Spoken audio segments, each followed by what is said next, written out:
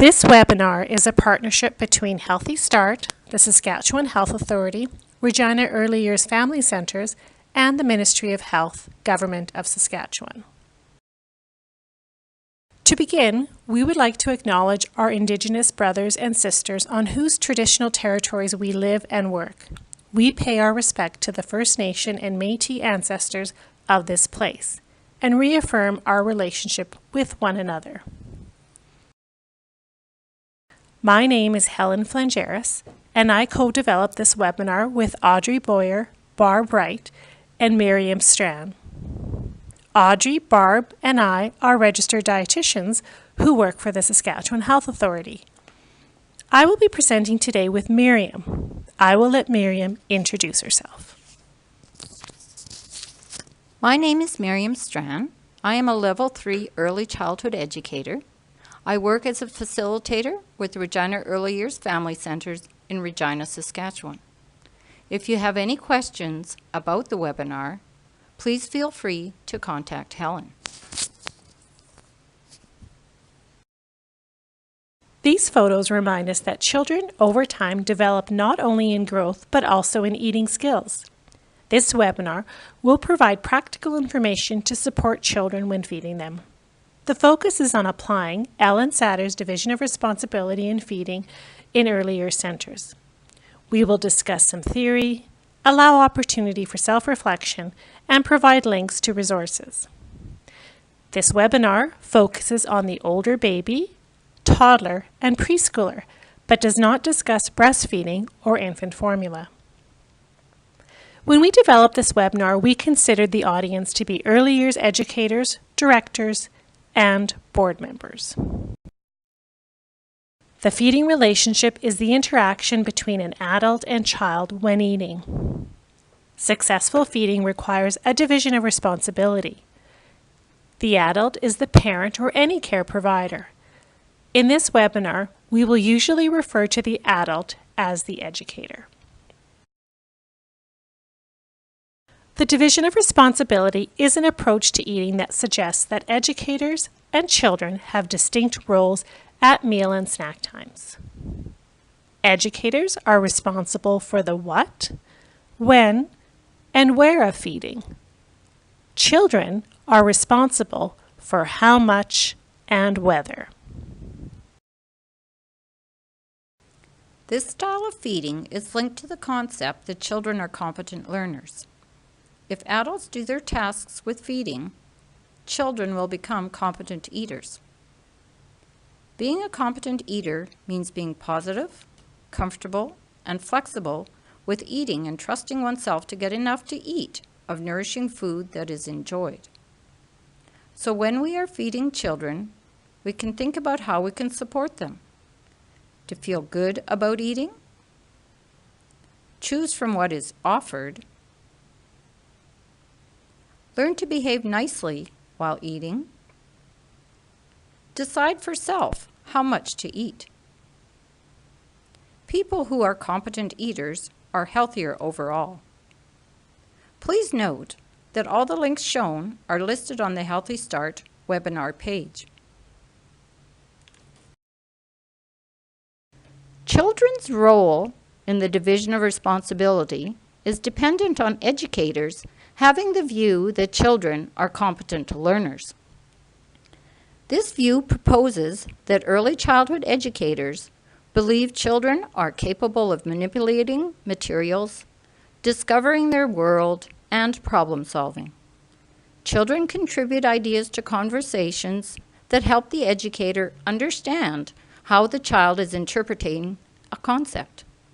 Children make choices about where they would like to play, who they would like to play with, and what materials would engage them in play activity. This information about viewing children as competent learners is from the Play and Exploration Program Guide, developed and published by Early Learning and Childcare Branch, Saskatchewan Ministry of Education. A link is available in the bibliography on the Healthy Start webinar page.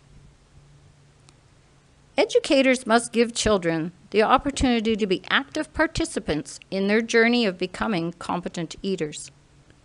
Success of the division of responsibility is dependent on educators trusting that children are capable of making decisions that pertain to their own eating and learning in general.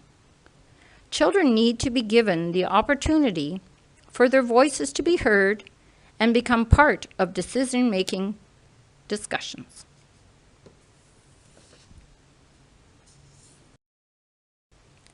How we feed ourselves, or how we were fed when we were young, may affect how we feed our children.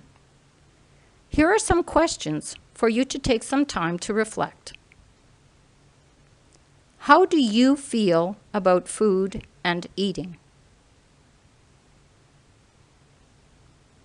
Do you enjoy learning to eat a new food? Do you trust yourself to eat the right amount of food for you? Think of a positive or negative experience when eating as a child. What made it positive or negative? If you want to learn more about feeding yourself, refer to Ellen Satter for many helpful resources. The link, as well as another helpful resource, is provided on the Healthy Start webinar page. Children's future eating habits will reflect the eating experiences they have when they are young. The goal at meal or snack time is for children to learn to be good at eating, not necessarily eating a balanced meal. For example, they are learning about different foods, as well as developing motor and social skills. This child is learning to manage an open cup with water in it. Your children may not eat the way that you do. This is what we know about how children eat. They eat what they know and have experience with. It is normal for children to reject new foods. Children may refuse a food that they have eaten for months. This is how children approach all types of things, such as people, toys, and activities. They may only eat 2 or 3 of the foods offered at a mealtime, or 1 of the foods offered at snack time. Just like a child may choose to paint with only 2 or 3 colors. Children have small stomachs and may not eat a lot at one time. They may eat more one day than the next, depending on growth, activity levels, and even temperament. If they are tired or overexcited, they may not eat that well. Children are born with a natural connection to their appetites, and their bodies will tell them how much food they need. They may respond to their body's hunger and fullness cues and eat the amount of food their body needs. As educators, our role is to help children pay attention to their body's cues. Some children require a lot of food and some don't require so much. You can't tell how much a child needs by their size or shape. Children come in a variety of different sizes, and they will grow as nature intended. Developmentally appropriate feeding that follows the principles of the division of responsibility will decrease stress and pressure at meal and snack times, and will allow children to eat the nourishing foods their bodies need. The educator's role is to provide children with structure, support, and opportunity, and then to trust the child to do their job.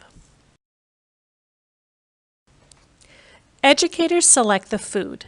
This is the what in the division of responsibility. In an early childhood setting, this starts with planning a balanced, healthy menu and choosing foods that are appropriate for the developmental age of the children. Your child care guidelines will provide guidance on choosing healthy, balanced meals and snacks that are safe to eat. This is an opportunity for children to be exposed to new foods and to learn to enjoy foods in a positive environment. This is also a chance for children to have experience with previously rejected foods and less preferred foods. With new foods, your purpose is exposure, not having the child eat a full portion size. Children differ in how much exposure they may need to eat a particular food and how to expose them to the foods. Not all children will be as adventurous as this child. Trying new foods can be difficult not only for some children, but also for some adults. Let's put ourselves in a child's shoes. Here is a scenario to think about. You have made a new friend who is a newcomer to Canada, and you are invited over for supper. You are cautious about trying new foods, but you decide to accept the invitation. However, you worry that you may not like any of the foods. What would make your experience more enjoyable? A, if you know what the menu will be before you go and you have a chance to learn about the foods that will be served. B, if some basic foods are on the table that most people like, such as rice and bread. C, if the sauce is offered on the side of the chicken so you can decide how much or if to put it on. D, if the meal is served family style, allowing you to choose what and how much to put on your plate. E, all of the above.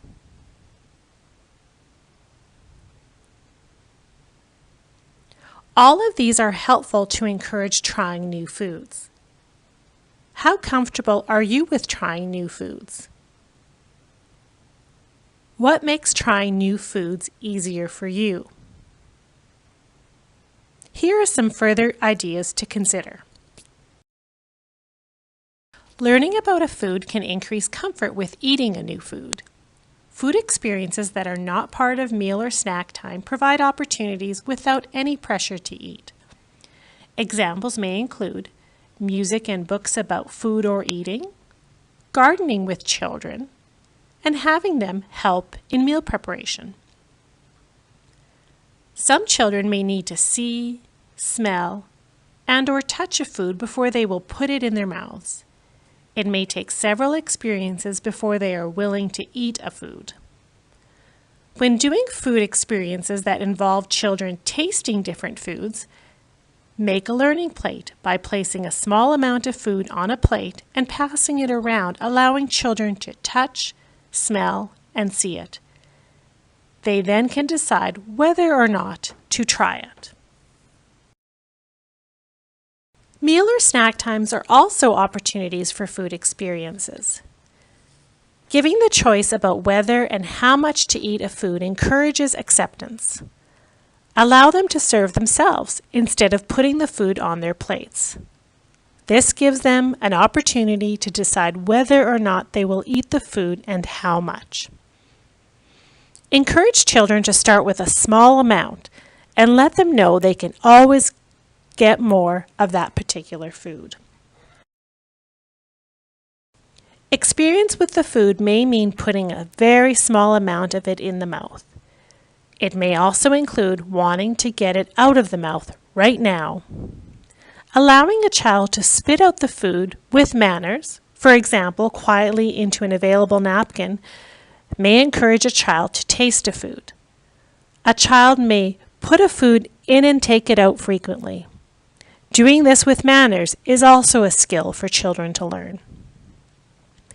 Remember that even if they reject it, make a funny face, or even spit it out, it does not mean that they won't try it again. A funny face may mean that they are experiencing a new smell, taste, or texture. Seeing you and other children eating a new food helps a reluctant child to try a new food. You can see in this photo, the boy is carefully watching his peer. Acknowledge food acceptance at most, but do not push or cheerlead. Too much focus on the food can be interpreted as pressure by a child.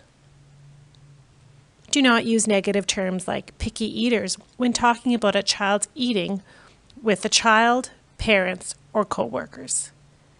The word careful, gourmet, or distinguished are examples of words that could be used. Remind children that if they don't like this meal, there will be other meals they may enjoy more. Use information from the intake forms about new children's preferences and food-related experiences when developing center menus. When introducing a new food, consider making only enough for all children to have a small amount to experience it. If children love it, then they can have more next time you offer it. If children still need more experience with the food, then you will limit waste. For example, if you are offering lentils for the first time, also serve another protein food that you know most kids will accept. Children then have the opportunity to eat a portion of protein foods while trying a new food without extra waste. Regular meals and snacks help children to choose the right amount of food for themselves throughout the day, since the amounts children eat will vary at each meal and snack. Regular routines and habits help children build security as they are able to anticipate what comes next. Meal and snack times are part of these daily activities. Setting supportive routines as part of meal and snack times can help children eat well. Here is a scenario to think about. At a big city childcare center, snacks are offered as come and go. Food is placed on a table, and children come and snack when they want to. Which of these listed would be disadvantages with offering snacks this way? A. Children miss a chance to socialize. B. Children may be too distracted and forget to come to the snack table. C. Children may eat the snack too close to mealtime and then not be hungry for the next meal. The answer is that all can be disadvantages. Here are some tips. Serve snacks as you would a meal, sitting together at the table. This creates time for social interaction with peers and educators. Schedule meals and snacks for the same time each day so that it does not negatively affect their appetite and the next meal. Snacks are important opportunities for children to meet their nutrient needs and have experience with foods. If children tell you that they don't want to eat, let them know that they are not required to eat but need to be part of meal or snack time and sit at the table. If children ask for food between meals and snacks, remind them that they can eat at the next meal or snack time, which will be soon. Offer water in case they are thirsty. A positive food environment includes the physical environment as well as how we interact with each other and the children socially. When you sit and eat at the table with children, you have the opportunity to model expected mealtime etiquette and table manners, and are better able to create a calm, pleasant eating experience that allows children to focus on learning and eating foods they need. A stressed mealtime environment decreases appetite. Limit distractions such as television and toys. Distractions may encourage children to eat more or less than they need. Offer foods family style, where children serve themselves. This gives an opportunity for children to develop the necessary self-help skills to do this. It is a process of learning, and children require support as they practice using serving utensils and passing bowls around the table. Use bowls with wide lips, light serving utensils with short handles, and small pitchers with lids. Have the serving utensils a different size and/or color so that children can distinguish between them and the eating utensils. Have multiple dishes of the same item to limit wait times. For example, have 2 bowls of peas rather than 1. Allow children to practice using forks, spoons, and dull knives. Providing smaller child-size utensils can help to develop fine motor skills. Giving children the opportunity to cut food helps them to develop these skills. If some children need extra help, seat them near the educator. Expect spills as children learn. It is recommended to have an educator sit with children. In a larger center, have one staff be responsible for carrying the food to the table, while the rest of the staff sits with the children. Staff can take turns. Educate parents, staff, and board members about why it is important for educators to eat with children. Having an educator at the table may help children stay focused on the meal. Another challenge you may have is that there is not a separate eating area and furniture needs to be moved around and used for various activities. Use music and songs. Let children help prepare the area. Move furniture, set tables, get placemats, bring in food carts. Engaging children in these activities is helpful in transitioning them from their current activity and focusing them on the meal. Create a restaurant-like environment. Dim the lights. Play soft instrumental music. Use faux candles on the table. Have floral or other centerpieces. Try not to have too many children crowded at the table, ensuring seating is comfortable. Give children age-appropriate responsibilities after the meal. Music and songs help here as well. Have them scrape food off their plates into garbage and place dirty dishes into tubs. Wash tabletops, move furniture back if necessary. Return items to the kitchen. Children hear what we say, and that can influence how they eat. This can either positively or negatively affect their eating. For example, this can happen when we comment on our own likes and dislikes. The resources at these links offer great ideas.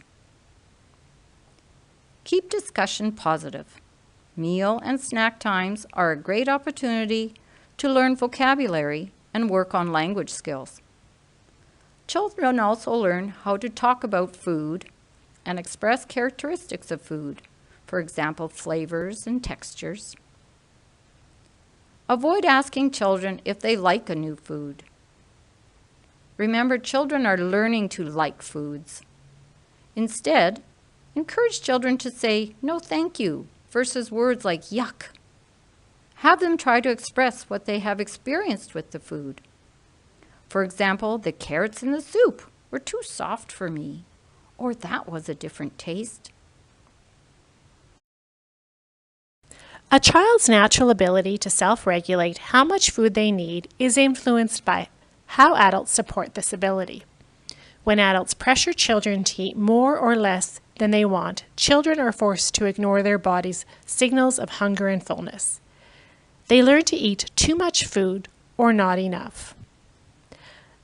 Adults need to give up control of restricting or forcing and trust children.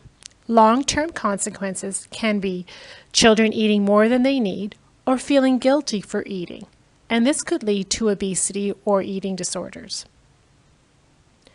Children also waste less food when they are given the opportunity to choose the amount of food they want. Here is a scenario to think about. Which of the following is an example of pressure? A. Take just one more bite of meat before you eat more potato. B. You can't have dessert if you don't finish what is on your plate. C. Good boy, you ate all of your lunch. D. You are a big 4-year-old. Have 4 more bites and then you can leave the table. E. All of the above.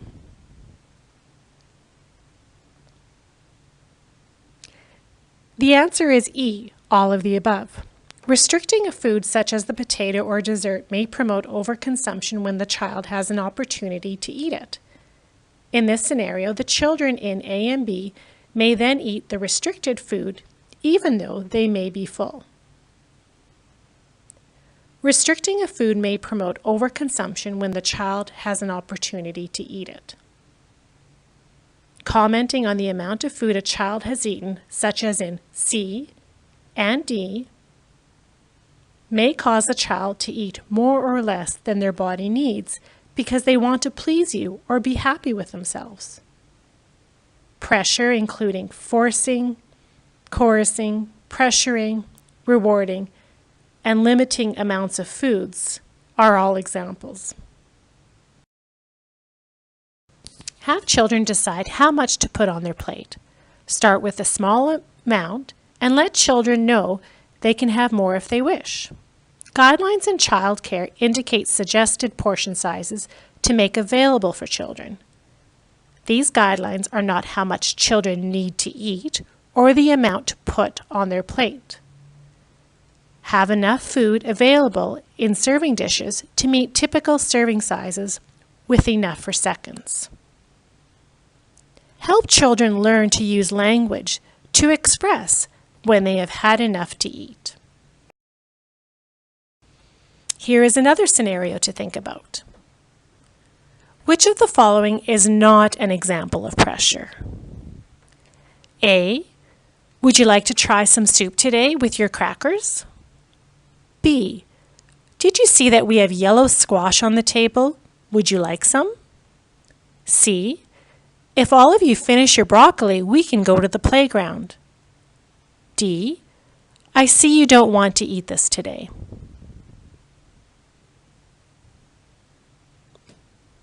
Here are the answers. In A, a preferred food along with a less preferred food encourages the child to try a food. This is not pressure. B is not pressure, but is simply clarifying the food options on the table.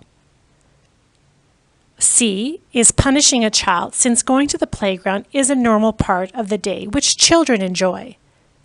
This is pressure. D acknowledges that children do not always eat today what they have previously eaten. Children do not need to be pressured to eat vegetables or fruits or any foods. The division of responsibility and a positive mealtime environment is the encouragement they need. Pressure may increase children's dislike for that food. To maintain long-term success, it is helpful to have a shared mealtime philosophy and written feeding guidelines in your facility. Developing a common feeding philosophy and written guidelines for your center can help to build a consistent and supportive eating environment. There will be several educators with different ideas and experiences with feeding children. Written guidelines in easy-to-follow language provides consistent messages for staff, parents, and children. Written guidelines can also inform parents on the division of responsibility and raising competent, capable eaters. Guidelines can provide the basis for staff education and training and can provide direction to help staff solve challenging feeding situations in a consistent manner. In Saskatchewan, licensed early learning facilities must follow the policies and regulations mandated by the Ministry of Education. Additional policies can be developed to create a supportive environment. When developing written guidelines for your early learning facility, it is important to work with parents, employees, including kitchen staff, and the board of directors if you have one. Consider including these ideas when thinking of supportive mealtime environments. Clarify when and where meals and snacks will be offered. Remind staff to trust children to eat as much as they need. Provide food without pressure or judgment, and to avoid using food as a reward or punishment. Limit distractions such as TV and toys. Support children to serve and feed themselves. Consider how educators can eat with children. Involve children in the process of mealtime. Together we can help children get a healthy start in being competent and happy eaters. Thank you for taking this Healthy Start Booster webinar. You play a vital role in providing a healthy start for the children in your care. Thank you for all the work that you do.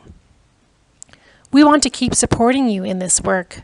Please check out our curated list of resources on our website. Before you go, print your certificate. Instructions are on the next slide. Tell us what you think. Follow these instructions to receive your webinar certificate. Return to the main menu. First, you must fill out the feedback questionnaire. Note, you will only receive a certificate if you view the webinar from beginning to end and if you answer the feedback questionnaire. Click on Get Your Certificate. A certificate will automatically be generated with your name, date, title of webinar, and number of minutes, hours of professional development. Please follow these instructions carefully as we do not provide technical support. Thank you to our colleagues Audrey and Barb for being part of the content development. Thank you to our reviewer, translator, technical support, project management team, and funders. Special thank you goes to the families from our programs that were in some of our photographs. Thank you again for participating in this webinar.